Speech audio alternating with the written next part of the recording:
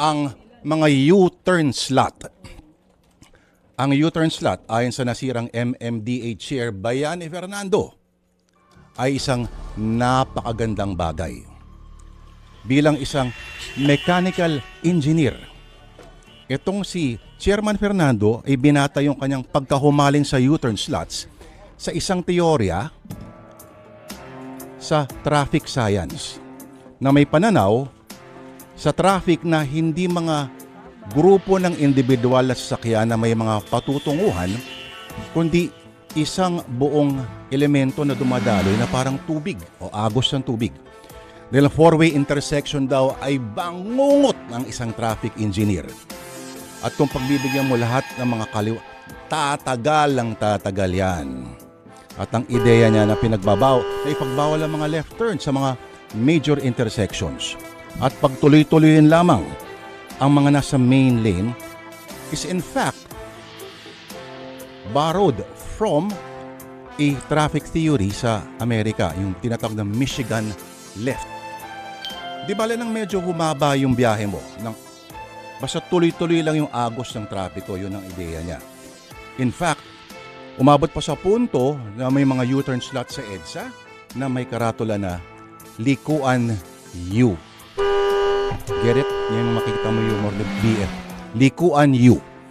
Pero ang hindi nahulaan ni Chairman Bayani Fernando ay kung gaano karami ang mga sasakyan sa mga lansangan ng Metro Manila na pinakumplika pa lalo ng kawalan ng disiplina ng mga balasubas na driver sa likod ng manibela. Pero sa isang lugar sa Metro Manila ay may isang mahiwagang U-turn slot sa isang kalye na kung tawagin ay libingan.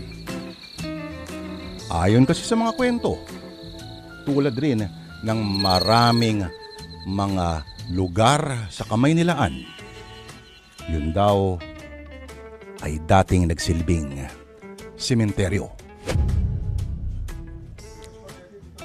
Pero pagkalipas ng maraming dekada, ay ginawa ng kalsada, nasimentohan, nalagyan ng mga traffic signs, etc. Wala na.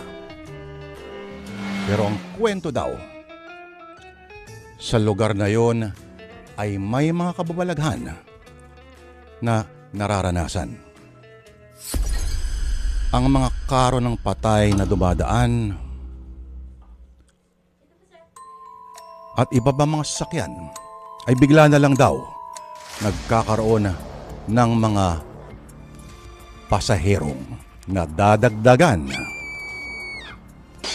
at tila ayaw nang bumaba. Mga kapatid, ngayong Biyernes, atin na pong simulan pakinggan ang kwentong sinulat ni Toti Sandoval na may kababalaghan, kakatakutan, na may wisik ng katatawanan. Ito po sa Sana Lord, ito na po mga kapatid, ang kwentong pinamagatang Shake, Rattle, and U-Turn